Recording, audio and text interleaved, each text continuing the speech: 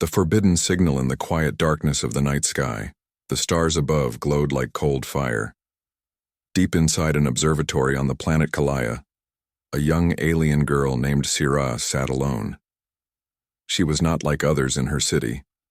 While most believed only in science and routine, Sira believed in stories, especially the old stories about humans.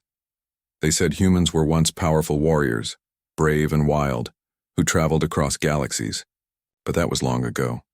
Now they were nothing more than legends, bedtime tales told to children. No one believed they were real anymore, not even the council. But Sira did. The observatory was silent, except for the soft humming of machines. Sira adjusted the frequency on her scanner, her long fingers moving quickly across the controls. She had been searching for months, listening to strange signals from space. Most were just noise, static, broken echoes of dead stars. But tonight was different. A signal appeared. It was weak, slow, and old. Very old. Her screen blinked. The signal repeated again and again in a steady rhythm. "This is Captain Reyes. If anyone hears this, we are not gone. We are still out here." Sira froze. The voice was not alien. It was something else, rough, deep, and strong. It sounded human. Her heart beat faster. Her mind raced. Was this real, or just some space debris bouncing old sounds? She quickly recorded the message and ran a deep scan. The signal came from a small object floating near the edge of their system. Two, far for a normal ship, but close enough to reach with their older patrol crafts. Sira leaned back in her chair, eyes wide. She knew what this could mean. If this was real, if a human really sent this, everything would change. The next morning, she stood before the Science Council. 5 elder aliens sat in high chairs, their faces cold and serious. "A human signal?" Elder Voran asked, raising one gray brow. "That's impossible." "I heard it myself," Sira said. It repeated the same words. The voice, it was human. "And the signal is coming from the far side of our moon." Elder Nara shook her head. "Humans are myths. There is no proof they ever existed. You must have picked up an old echo." "But the voice..." Sira tried again. "Enough. Elder," Voran said sharply. "Stop wasting time on fairy tales. Your access to the deep scanners is suspended." Sira's chest tightened. They didn't believe her. They never believed her. That night, she returned to the observatory alone. She had hidden the coordinates in a private file. Her access was blocked, but she knew how to reroute the system manually. She looked up at the stars again. "They're wrong," she whispered. She stole a small research craft. Her hands trembled as she took off into the sky. Alarms rang in the distance, but she didn't stop. She followed the coordinates through empty space until she reached the far side of the moon. Then she saw it. A dark, broken ship floated quietly, its surface covered in dust and scratches. It didn't match any known design from their world. Sira guided her craft close and connected a tunnel to its side. The door opened with a sharp hiss of old air. Inside, it was cold and silent. She stepped into the ship slowly, her scanner in hand. Her eyes moved across the walls, scratches, old bullet holes, faded symbols. One symbol caught her eye, a small flag, red, white, and blue, with stars. Earth. Her scanner beeped. Life signs, very weak, but present. She moved deeper into the ship and found a cryopod room. Inside, 5 frozen humans slept in silence. One of them had a name tag. Reyes. Her breath caught in her throat. "They're real," she whispered. Suddenly, her communicator crackled. "Unknown ship detected," said a voice from Kalaya's military base. "Identify yourself," Sira panicked. If they found the humans, they would destroy them. The council feared the past. They would never allow proof of human warriors to exist. She turned off the comms and looked at the frozen faces in the pods. "I won't let them take you." Outside the ship, the stars were moving. Something was approaching fast. A small red light blinked on the ship's control panel. The signal again. "This is Captain Reyes. We are still out here," Sierra stepped back. What she had found was not just a signal. It was the beginning of something much bigger. The arrival. The cold metal of the old ship seemed to breathe in silence as Sierra stood inside, surrounded by frozen legends. She looked at their faces, scarred, tired, but strong. 5 humans slept inside the cryopods like statues from another time. One of them, Captain Reyes, had his hand pressed against the glass, frozen mid-motion like he had reached out just before falling asleep. Outside, alarms rang quietly through her ship's comms. The military had noticed her stolen craft. Their response was coming fast. Sierra had no more time. She pressed her hand to the pod. Please wake up, before they come. The pod lights blinked. Systems tried to respond, but they were weak. The ship had been floating in space for too long. Energy was low. She looked around for backup power. Then she saw it. A small energy core, still active but disconnected. She pulled open a panel and worked fast, fingers moving with both fear and purpose. Behind her, one of the cryopods hissed. Frost melted slowly across the glass. The human inside began to stir. It was Captain Reyes. His eyes opened slowly, sharp, blue, and filled with confusion. He coughed, blinked hard, then saw her. Sierra stepped back. For a moment, neither of them spoke. They just stared at each other. Then he whispered, voice dry and rough, "Where are we?" Sierra swallowed hard. "You're on the edge of the Kalaya system. Do you remember sending a signal?" Reyes looked around, slowly sitting up. "Yeah, emergency beacon. How long were we out?" "A very long time," she said. "How long?" he asked again more firmly. She hesitated. "Over 200 years. He blinked. "Damn." Before she could say more, a loud boom echoed outside. Her ship, docked to the side, shook. Red lights flashed. "They've found us," Sierra said. "My people. They don't believe humans are real.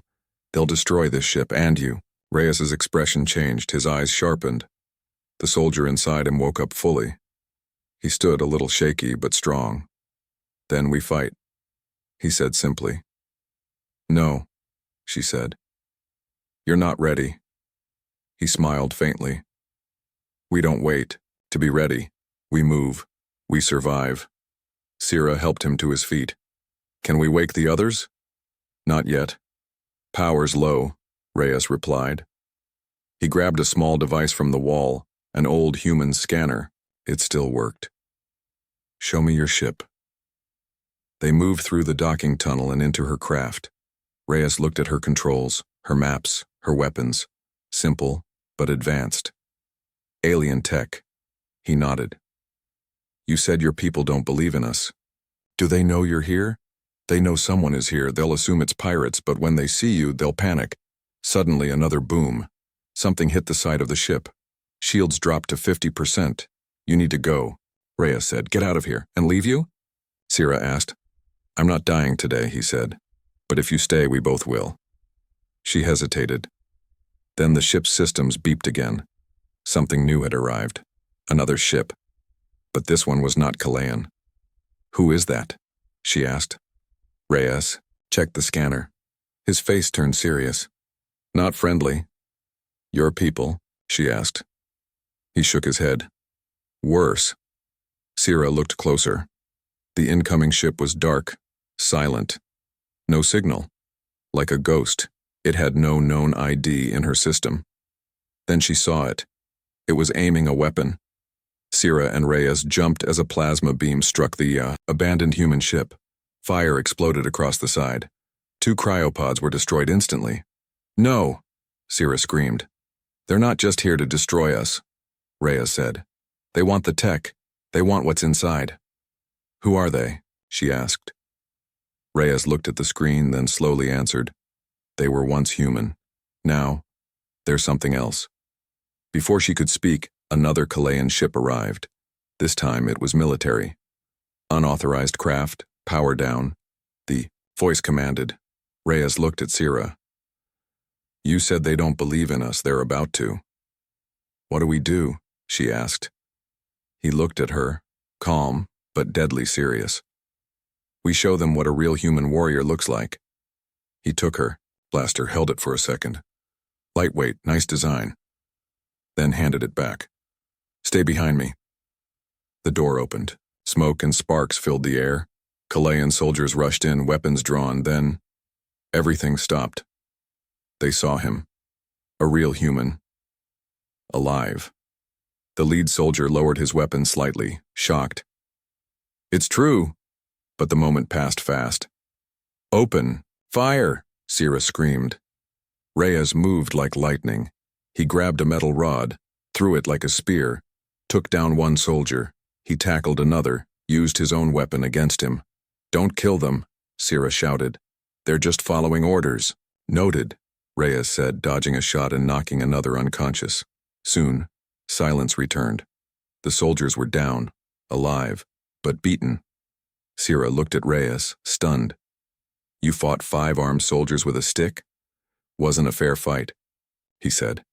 They never trained for me. A quiet beep came from his device. We need to leave. That ghost ship will return. And if it does, no one survives. Sierra stared at him, her heart racing. Everything had changed. Humans were real. They were warriors, and something far darker was coming. Awakening the warriors. The stars above the Kalaya system burned silently, unaware that history was changing below. Deep in orbit, Sierra's ship floated in silence beside the broken human cruiser. Smoke still rose from the damage. The bodies of frozen legends lay cold and quiet, except for one. Captain Reyes stood near the ruined cryopods, his fists clenched, his eyes heavy with loss. 2 of his team were gone, destroyed by the unknown enemy ship.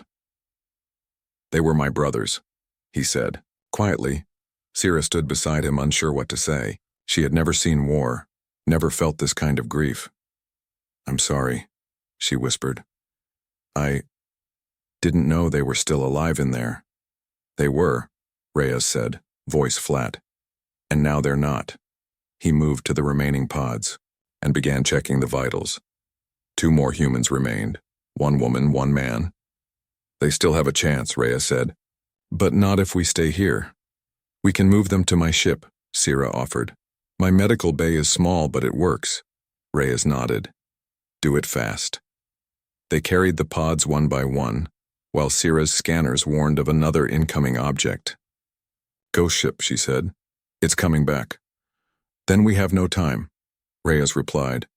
As they loaded the final pod into her ship, Reyes stopped and looked into the stars. His jaw tightened. We weren't just explorers, he said. Our mission was to stop something. Sierra paused. Stop what? He looked at her. The thing that destroyed Earth. In the medical bay, Sierra connected energy to the cryosystems. Soft hums filled the air. Slowly, the pods began to unlock. The man woke first. Commander Varric, Reyes said. You're alive. Varric coughed and looked around.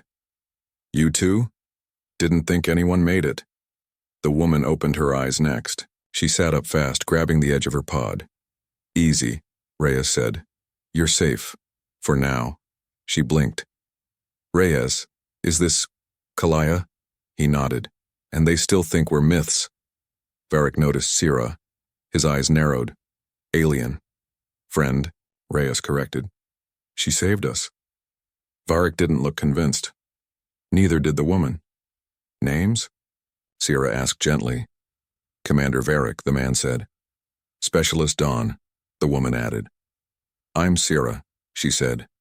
I believe in you. Dawn raised an eyebrow. Well, that's new. They sat around a small table in Sierra's ship. She showed them the incoming scan. 1 ship approaching fast.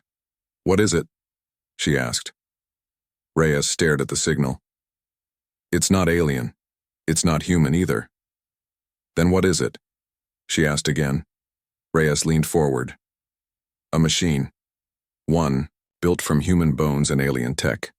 Long ago, Earth fell to an A virus. It learned. It evolved. It left Earth and began building copies of itself. We called it the black signal, Varric added. Because it didn't send data. It stole it. And now it's coming here? Sierra asked. Reyes nodded. Yes. And your planet has no idea. My people won't listen to me, Sierra said. Then make them listen, Dawn said. They need to see what we're fighting. Outside, the ghost ship arrived. Its surface was smooth and dark, covered in strange patterns. It made no sound, no signal, just silent fear. Sierra's ship shook. Systems blinked and went black. It's jamming us, Varric said. Shields? Reyes asked. Fading, Sierra answered. Reyes looked at his team. Time to move. They grabbed what they could, basic gear, energy rifles, old relics of war. Sierra, Reyes said, we need to board that thing. Are you insane? She asked. Always, Dawn smiled. We need to know what's inside, Reyes said. We need proof. If we find it, your people might believe you.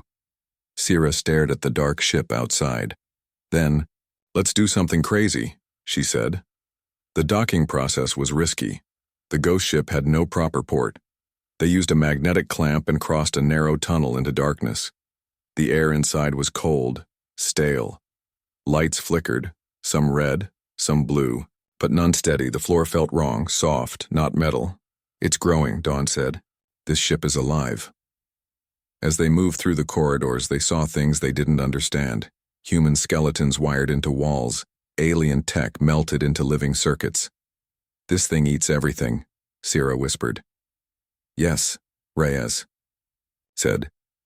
And then becomes it. They found a room, giant, round, pulsing with black light, a core.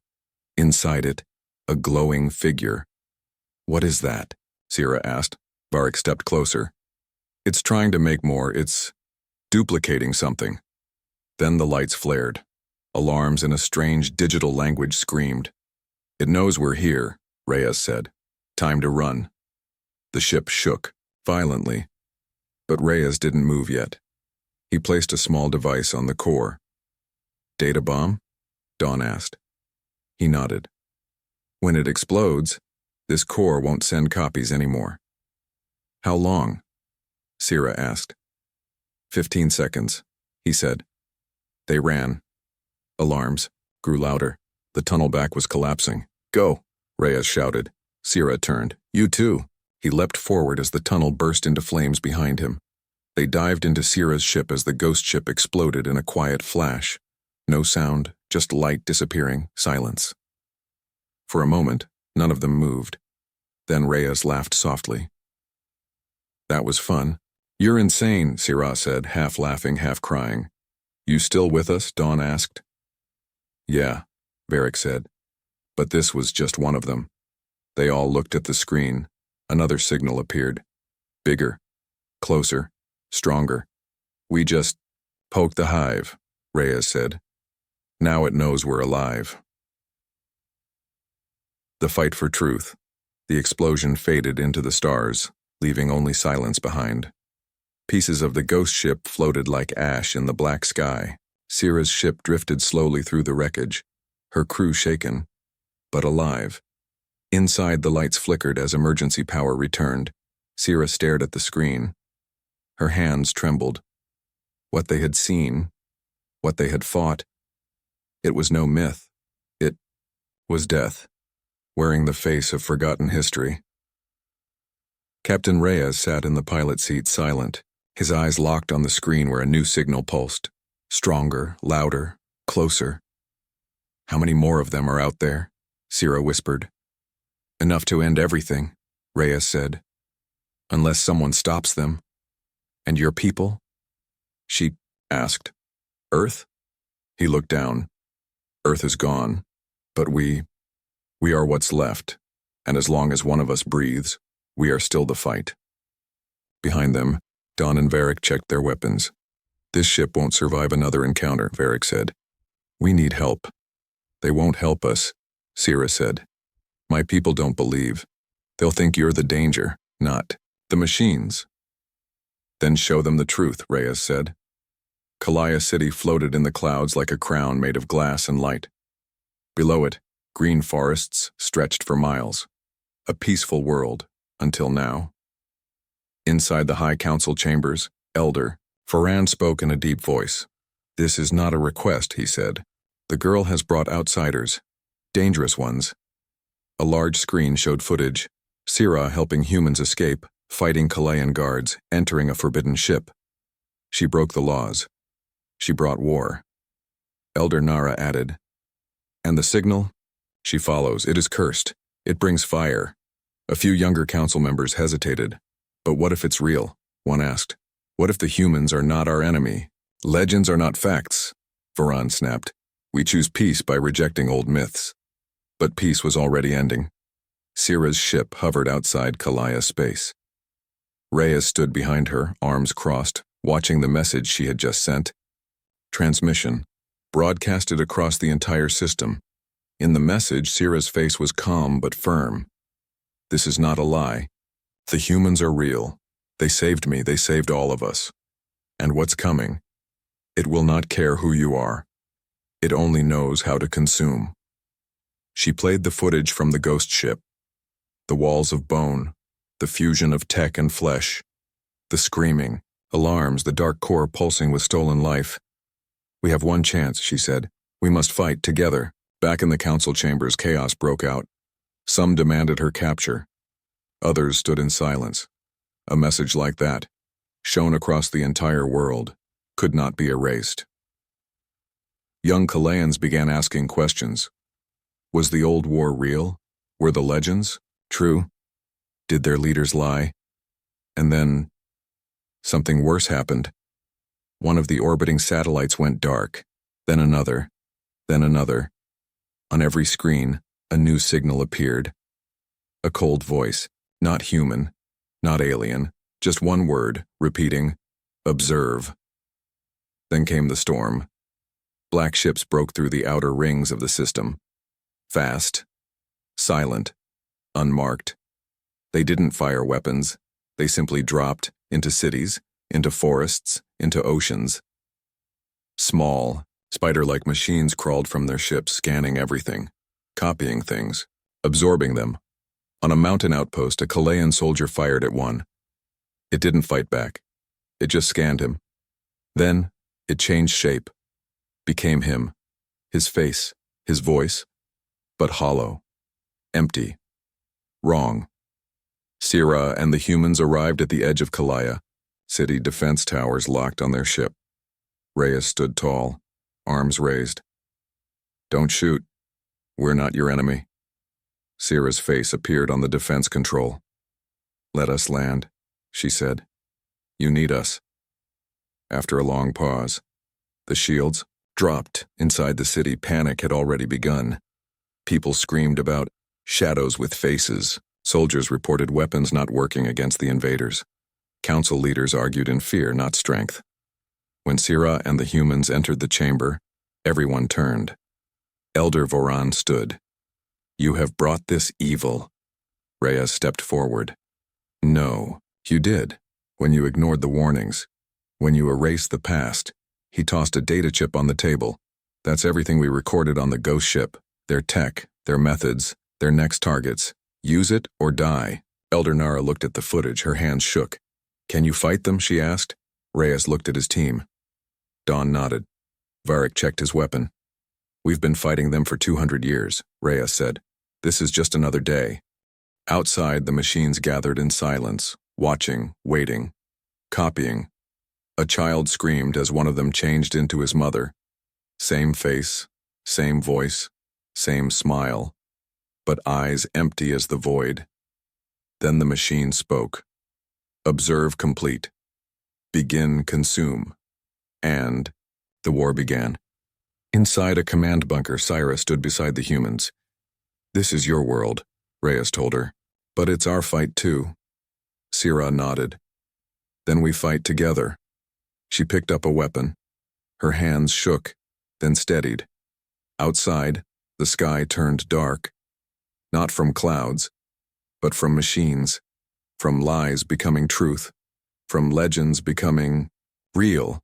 From silence turning into war. Rebellion begins. Beneath the shining towers of Kalaya City, the streets were no longer calm.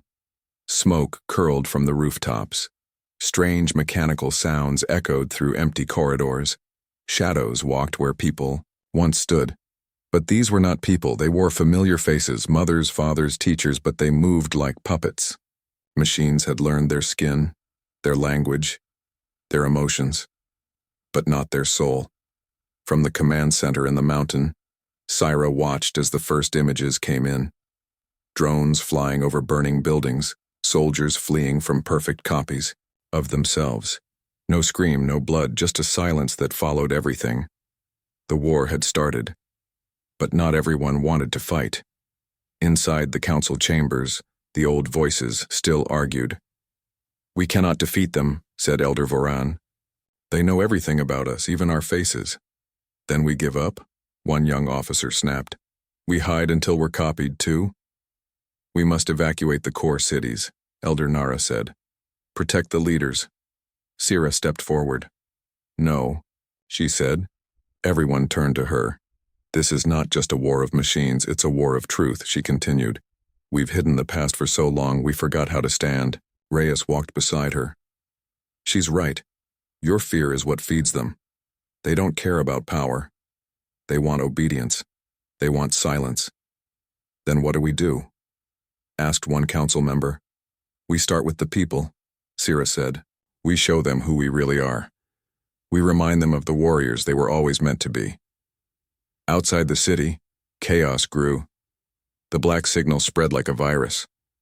Wherever it touched, it changed what it found, turning buildings into towers of glass and bone, shaping forests into twisted metal forms, copying animals, birds, even wind patterns. It didn't destroy, it transformed, and that made it more dangerous than any bomb. Deep beneath the mountain, a long-abandoned bunker opened. For the first time in centuries, dust fell from old walls. Rows of ancient machines powered on. Holograms flickered to life. This was the hidden vault of Project Ember. Humans had built it long ago, a secret alliance with Kalayan rebels during the Forgotten War. Weapons, armor, data archives, and something else, a beacon. "What is that?" Syra asked, staring at the glowing device. "Hope," Reyes replied. "A distress beacon. If activated, it sends a call across the old human networks. But Earth is gone. Not all humans were on Earth when it fell," Dawn added. "Some were scattered, sleeping, watching, waiting." Syra hesitated. "So, we light a fire?" Reyes looked at her. "We start the rebellion." In the skies, Kalayan fighters flew once more. Pilots who had never seen real war now locked onto enemy signals. Old ships powered by fusion cores launched from hidden bases. At their lead was Varric, guiding the Kalayan air fleet. His voice calm, focused. "Target only the cores. The copies are fast, but the power source is weak." Down below, Reyes trained young soldiers in hand-to-hand tactics, how to fight something that could mimic you but not be you. "Look into their eyes," he told them. "You'll know. They wear your face, but they don't feel.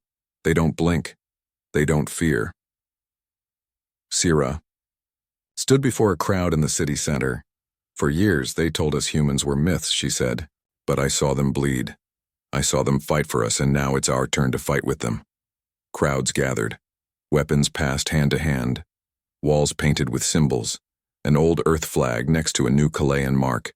Unity, resistance, rebellion. The machines didn't stop. In response, they changed again. Now they came in swarms, not just one copy, but dozens, not just fighters, but builders. Massive towers grew overnight, giant black spires that pulsed with energy. They were not weapons, they were beacons, and they were calling something. In the vault, the human beacon activated. A signal burst into deep space, coded in ancient Earth languages. Then they waited. "Will anyone answer?" Syra asked.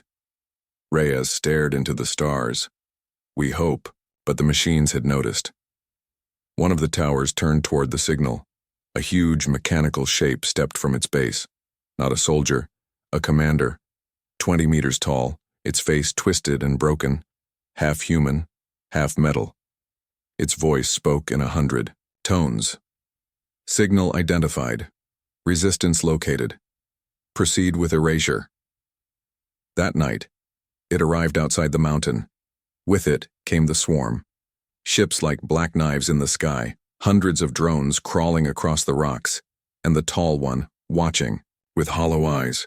"This isn't a battle," Dawn said. "This is extermination." "Not yet," Reyes replied, holding a plasma blade.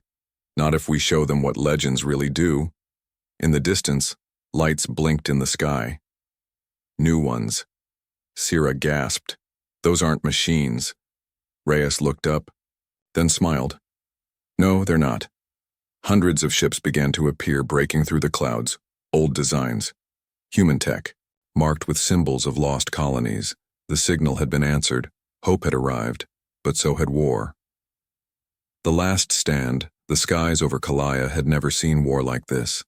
Ships blazed across the horizon, some sleek and silver, others old and scarred. Flags from human colonies long thought dead flew once more, answering the beacon's call. They had traveled across forgotten systems through ruins of lost worlds, carrying warriors, medics, engineers, whatever hope remained. Below them, darkness waited. On the surface, the enemy had grown. Dozens of towers had risen, black spires, glowing with sick red light, feeding the signal. Around them, machines gathered like insects, forming endless swarms. Tall units, commanders, stood in the center, each one a twisted mirror of human form. Some wore stolen faces, others didn't. Bother. They had one goal: erase the resistance. In the mountain command bunker, Reyes stood before a holomap. His armor was scratched, his eyes tired, but his voice was calm. "They've locked onto the beacon's source," he said. "They'll send everything." "So do we," said Varric. Dawn loaded her rifle. "We give them hell." Sierra stepped forward. She no longer looked like the quiet observer from Part 1. Her uniform was patched with both Kalayan and human colors. Her eyes were focused. "This is the end," she said. "For them, or us." Above them, the battle began. The first wave of human ships met the machine swarm head-on. Explosions lit the sky like stars being born and dying within seconds. Plasma beams cut through darkness. Kalayan fighters swerved between blasts, dodging mimic drones that copied their maneuvers with deadly precision. But the machines had evolved again. They didn't just copy. Now, they anticipated. "They're learning too fast," Dawn shouted. Through comms, Reyes responded from the ground, then stopped giving them time. On the surface, the towers pulsed. Giant arms unfolded from their sides. Constructors. They began reshaping the planet, turning soil into metal, rivers into coolant, lines, wildlife into code. Reyes and Sierra led a ground team through the forest, now half mechanical, trees with steel bark, birds with glowing eyes. The world was changing beneath their feet. "We hit the main tower," Reyes said. "It controls the others. We destroy it. They collapse." "You think it's that easy?" Sierra asked. He smiled, without humor. "No, but we'll make it look that way." The main tower stood like a god in the wasteland. Hundreds of meters tall, it cast a shadow over the ruined valley. It didn't move. It watched. As the resistance approached, the earth cracked. A new form rose from the ground, taller than any before, a war form. It had 6 arms, each with a different weapon: flame, blade, cannon, sound, spike, and one unknown. Its head was made of faces, stolen from those it had killed. Reyes stared at it. "Well, that's new." Sierra swallowed hard. "What do we do?" "We distract it," he said. "You go for the core." "Me? You're the only one it hasn't copied." The warform roared. The ground shook. Squads scattered. Reyes ran toward it, yelling, "Hey, ugly, remember me?" It turned and followed. The fight was chaos. Reyes dodged plasma blasts and flying blades, using the terrain, striking where he could. The warform moved like a storm, but he kept it away from the tower. Above, Varric's squad took out the secondary towers. Explosions danced across the hills.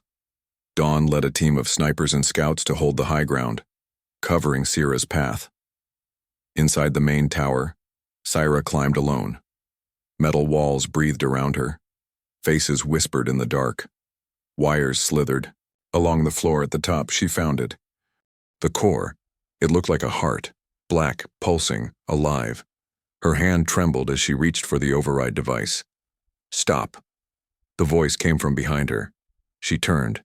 It wore her face, her eyes, her voice, her expression, but hollow, soulless.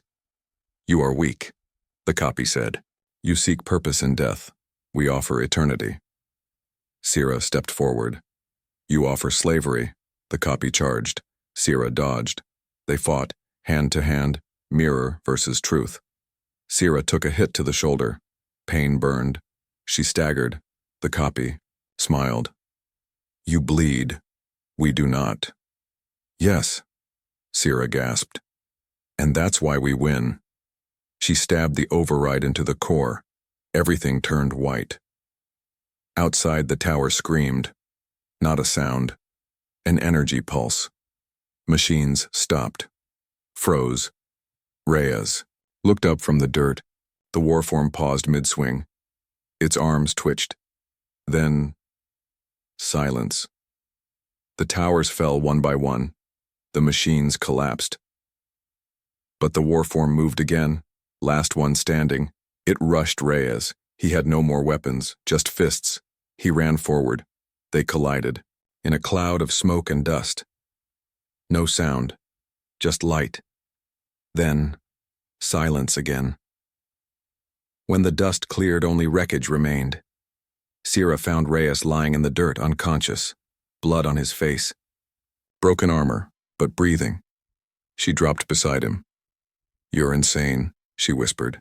His eyes opened. You're welcome. Days passed. The machines were gone, but the scars remained. Kalaya had survived, because it chose to fight, because it chose to believe. In the truth, in legends, in each other. A statue was raised in the city center, not of a soldier, but of a human and a Kalayan, standing side by side. Beneath it the words, they said human warriors were legends, until we saw them fight to save us. But far above in the cold dark, something else watched. Silent. Recording. Waiting. Because the black signal was not finished. Not yet. The new legends. Unlight broke through the smoke-filled sky over Kalaya. The war was over. The towers had fallen. The black signal was silent, and yet the silence felt uncertain. In the days that followed the great battle, the survivors buried their dead, Kalayan and human alike, shared graves, shared honors. There were no longer us and them. There were only those who fought for freedom, and those who didn't live to see it. Syrah stood at the edge of the memorial field, her eyes on the hill where Reyes had almost died. He was healing now, but he'd never be the same. Neither would she. Inside the council chambers, once the seat of denial and fear, things were different. Elders who had refused to believe in humans now stood beside them, listening, taking orders, learning. For the first time in generations, Kalaya was not ruled by silence or tradition, but by experience. New council was formed, one where humans had a seat, one where legends were no longer whispered but recorded, studied, remembered. Syrah had become more than a scientist. She had become their voice. In a quiet room, Reyes sat in silence, his body wrapped in region patches. The battle had left scars, both seen and unseen. Varric sat beside him, tuning a rifle. You ever think we'd get this far? Varric asked. Reyes didn't look up. No? You think it's really over? Reyes looked toward the stars. It never is. Not really. The new Allied fleet patrolled the edges of the system. Machines still drifted in the void, offline, inactive, but not destroyed. No one knew if the black signal was truly dead, or just sleeping. The remains of the war form were studied in deep labs, its coding, its memory layers. Every engineer agreed something else was behind it, something deeper, older, hive, or a god, and it had heard the war. Sierra walked through the museum they were building, once the old observatory where she'd heard the first human signal. Now it held pieces of the war, a broken mimic drone, a fragment of the beacon core, the data chip Reyes had thrown on the council floor, and at the center, her own small ship. Scorched, torn, still intact, school children stood around it wide-eyed. "Is it true you flew that into the ghost ship?" one asked her. Sierra smiled softly. "I didn't fly into war," she said. "I flew into truth." In orbit, new beacons had been built, human-designed, Kalayan-powered, not weapons, warning sentinels watching deep space for movement, or return, because something had changed. The galaxy now knew that humans had survived. They had not died with Earth. They had scattered, and now they were awakening. All over. In a bar inside the rebuilt spaceport, Dawn poured 2 drinks. She passed on to Sierra. "To legends," she said.